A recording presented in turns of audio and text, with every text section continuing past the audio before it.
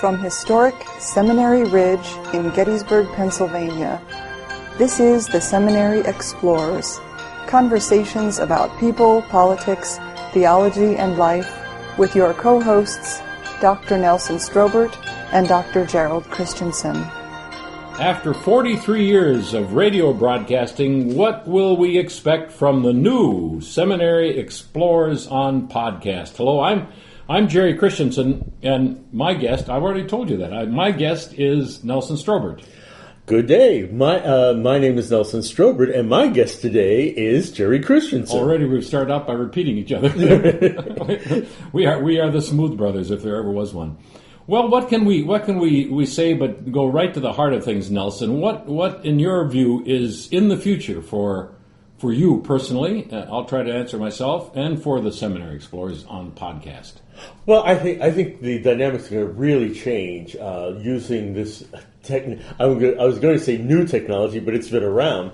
But previously, we were very local. We had guests of local interests, local issues, etc. But now we have to look at our conversation to a broader audience, and in a sense, it's a worldwide audience because we're part of the worldwide network. Mm-hmm. So I think that poses a different frame of reference for us as we ask questions and as we look for topics. Yeah.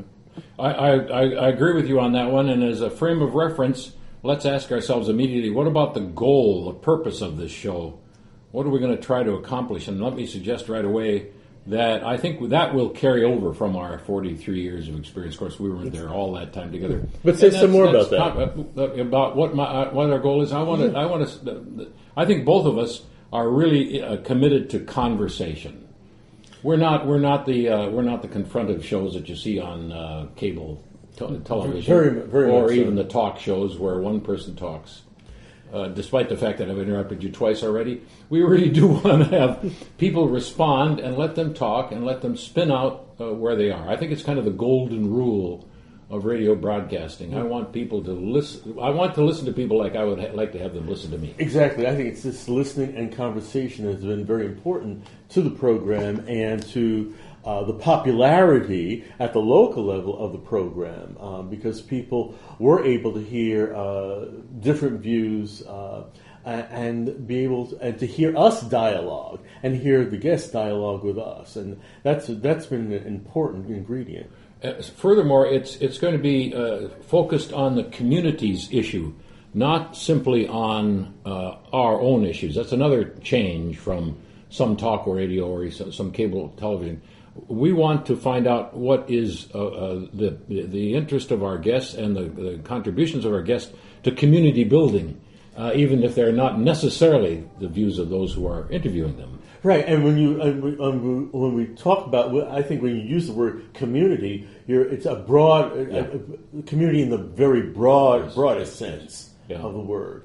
From the local and the regional, at best we were regional when we were on radio, and now to national and international. And international. Correct. While we're at it, though, we continue to call this, and the committee that has invited us to do this wanted us to continue to call it the Seminary Explores. You personally, have you seen this as a religious program? Depending on how you define religion. That's true. The program is not religious in the popular sense of the word. I think it has been a program that looks to that emerged from the seminary and asking probing questions that are emerging from this theological community, and so which meant that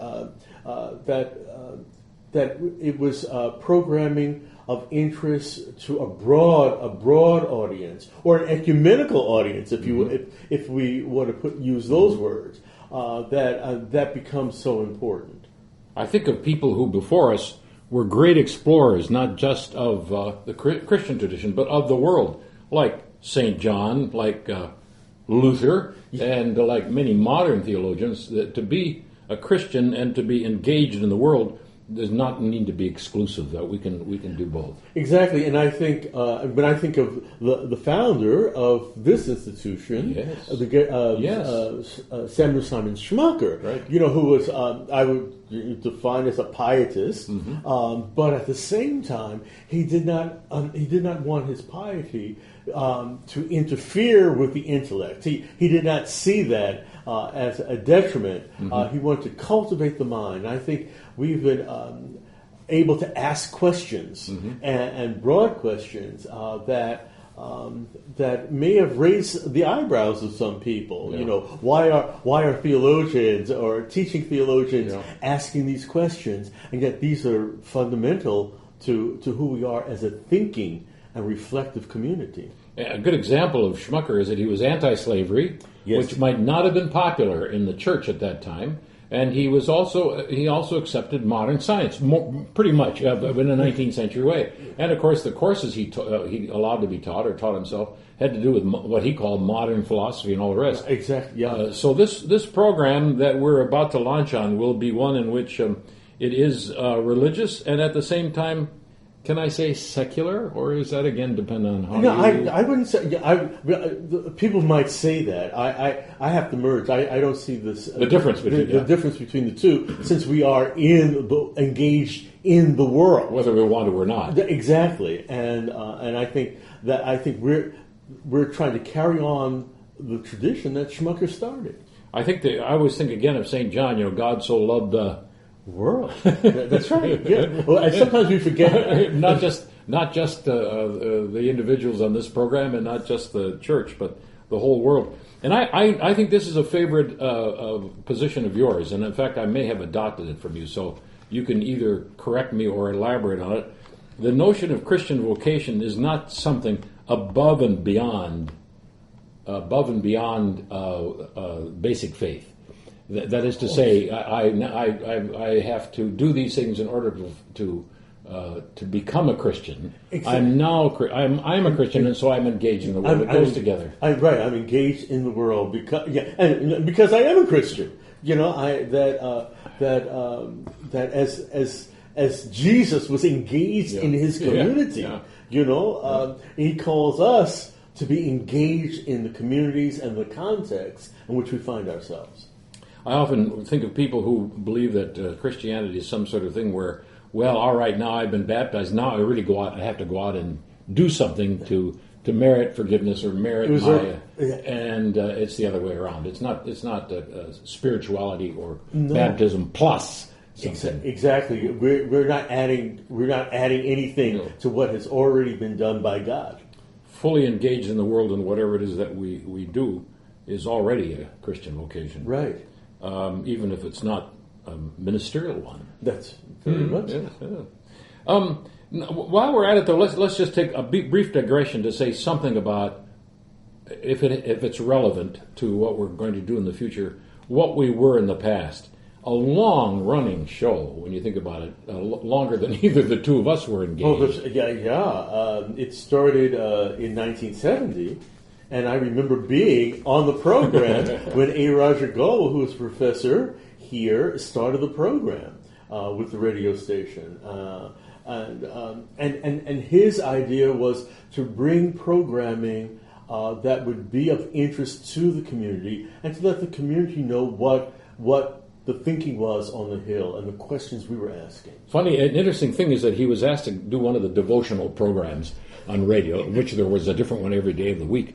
And he said, no, I won't do that, but I'll give you something else. And it also has, in these last 43 years, shown, and we hope to show that in the future, that theological education, especially including here on Seminary Ridge, can be and is engaged in the world for its own sake. That's really important to us. I hope in some ways we had some effect on that. We always hope we did with the radio broadcast. How long were you with the show? Well, I go back to 1990 or 91. by chance, my co-host was going on sabbatical. That's you, Jerry, and asked me to sub while you were on sabbatical. And I said, "Oh, sure." Define sub. I was also untenured at the time. Oh, I see. Yes. Saying yes was politically justifiable. I thought, oh, this would be a good one to add to my portfolio, and so I started then and continued from that time, and so it's been a very long time, but an exciting time. Both of us have been here by invitation, and the torch has been handed to us. Roger Goebel did the same for me after he'd established it. He said, "How about doing a few programs?" We did find out that this radio program was taxing. It was a different program for 52 weeks a year, which will allow us now to be a little bit more intensive with our programs because they're not going to be on as often. But he asked to be relieved of some. I said, fine. A couple years later, he asked if I would like to do it full time, and it was not difficult at all to make that transition. I enjoy talking. Surprise, surprise. What do you think you brought to the program? I can tell you what I think you brought to the program. Well, I think as I searched to find my place in the program, I think when looking for guest speakers, etc., I veered toward multicultural and international personalities or issues, which reflected my interest in travel and engagement in the church at the national and international levels. And so I think those are the types of things I brought. And the guests, when I traveled to Germany or South Africa or Zimbabwe, Brazil, I would always take, in those days, the audio tape recorder with me to be able to strike up a conversation and a radio program with an international guest. Roger's great specialty was knowledge of the local situation, which more than I think either you or I had. His kids were growing up at the time. He really knew what was going on with the commissioners and with Board of Education. I wasn't so strong at that, but I hope did bring along with you a deeper interest in certain kinds of, sometimes really, some would think, abstruse theological topics, but ones I thought were very, very important to those. Abstruse? Could you? Well, I shouldn't put myself down on that, but people who had done work especially in new edges of theology. I enjoyed talking to them. Right, and I think that was the exciting piece. Exactly. What was the ongoing conversation that's going on in theological circles. I think that certainly was a real contribution to the community and to the region to find out your interest and your conversation with these scholars who would come to Gettysburg. Yeah. Now, like you, then when someone would come here, we would usually tap into them for 10 or 15 or 20 minutes, whatever you get them for. And sometimes it really was a rush. But you'd sit down with the tape recorder right on the spot and say, let's talk about where you are with your theological views. And then people have noticed, though I'd never, it came naturally, an emphasis on music and the arts, even though I'm not an artist or a musician. That's come naturally because of some of my contacts with musicians and artists. I think there's an element in the world that we need to be aware of in these facets. Well, and certainly the arts has contributed to the life of the church, and we cannot go into most churches without seeing art, without hearing music. And I think some of the church history I learned was listening to the music and the words. Growing up in the church. So that it's an integral part to our theological community or communities. You probably heard me use this example before, Nelson, and I'm not sure it's true, but even if it is, it's important that someone asked Satchmo, Louis Armstrong once, Satchmo, what are you trying to say when you play your horn? He said, if I knew how to say it, I wouldn't have to blow it. Now, the artist, it seems to me, is that person who's trying to give expression to those groans in us St. Paul talks about. Exactly. And that's why it's fun to talk to them. They may be seeing things or trying to express things that the rest of us have not been able to do, even if we're in... Right, and engage in those questions, that can only be answered through melody. Yeah, exactly. And through song, or through the art, through the eyes, paintbrush, yes. or right, through the eyes and ears of these, exactly. The voices of these. Exactly. While we're waxing very eloquent here, perhaps we can come back to some basic practicalities. Who were your best guests, and who might you want to have in the future? I don't want to say best guest, but most interesting. Interesting. I remember interviewing Martin Peter Hansel, who was the Lutheran pastor during the Civil War in Liberia, and who saw the carnage in the St. Peter's Lutheran Church. That was to interview him was remarkable. To walk in the church and actually see bodies, oh boy. And blood. I mean, that's I don't know how he survived that mentally, emotionally, etc. The other person was Catherine Kolb, who was in the late 70s in Iran, one of the hostages, 444 days, who came to study here when she finished with the State Department. She came to study theology, and I remember hearing her Christmas broadcast, she and the others, and listening to her. And I was in my early days of graduate school, and she said something about in her Christmas message, and I knew that she was a Christian, that she had grown up, that she was an active Christian, grew up in the Sunday school, and perhaps Lutheran, but I wasn't sure, but I knew this was a committed person. Yeah. I was fascinated by her and never thought that I'd ever, in my wildest dreams, I'll get to interview her. And when I did, she said that... and I asked her, how did she feel, about her captors? And she said she could not hate them because they were God's children. And I thought that was just marvelous, but a testimony to her faith.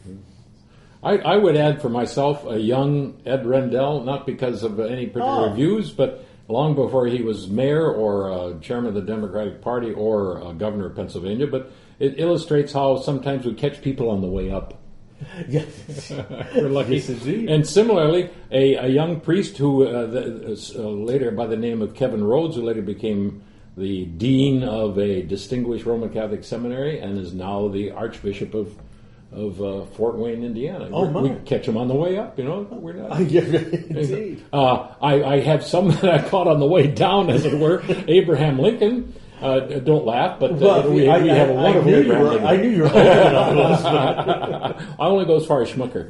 Abraham Lincoln, as portrayed by one of our great impersonators in town, who has a lot to say about the life of Lincoln in the first person, and even Santa Claus. Now, don't laugh at that one especially, but it was our friend Bengt Hoffman, the great Bengt Hoffman, who became Santa Claus for a session during Christmas and came down with sleigh and gifts and everything, but looked at the whole world that Christmas time as to what the issues were. Ben could do so well. Oh, marvelous! Those were. So, what about questions? What do you wish you would have asked? What do you intend to ask on this program? I think for me, my concern is the transformation of the person, how the person came to be or to think in certain ways. That transformation, that educational process that took place in his or her life that made him or her have a passion for whatever we were talking about. You're not just fact questions or what do you do? You want to get that out too, of course. Right, but the introspection, the self-reflection. That might assist others who have similar questions. What we both want to do, I'm sure, is what we do in class, and that is simply try to help people to think through things. Exactly. No simple answers. Like Roger Goebel said at the beginning, this is a question program. Right. It's a question podcast, not an answer podcast or answer program. So we have much we can do in the way of asking our people the big questions beyond where they are in their own work right now. If it's about housing, how do we resolve the question of lack of housing? How do we resolve the question of poverty? Or how do we address it? If it's about healing somebody in your parish, how do we get at the problems of health care in America and so on, so that we continue to stretch the imagination, the thought, the processes. And also looking at theology and justice. Exactly. Oh, yes, and yes. Justice questions are the ones we're truly interested in. Yeah. Who are you going to be among the first for you to? Well, for me, it's going to be my delight to talk with two colleagues, and that is Doctors Brooke Schramm and Dr. Kirsi Sterna, who published the book on Luther and the Jews and the Bible, and that should be. I'm looking forward to that conversation. And you have an international one coming up after that, something from France or Germany. I'm going to be traveling. I have. You have one already in the. I have the new bishop of the German church in the church in northern Germany. Good. That shows those international dimension. I have the wonderful responsibility of interviewing the new executive director of the Seminary Ridge Museum, very gifted person, Barbara Franco. And after that, I think we have a program or two maybe coming up on apocalyptic, which should interest people because we've done a good bit of study with groups here on apocalyptic and get some handle on what it really is and what it has meant to the people in our communities. Yeah. I think it's time for us to sign off, our first and probably our last program together, Nelson. That's right. We're off on our own. I'm Gerald Christianson. I'm Nelson Strobert. We're talking for the Seminary Explorers. Hope you'll join us again and again for the Seminary Explorers. Have a good day. You've been listening to the Seminary Explores from historic Seminary Ridge in Gettysburg, Pennsylvania, a production of the Lutheran Theological Seminary at Gettysburg. We invite you to visit our website at www.ltsg.edu.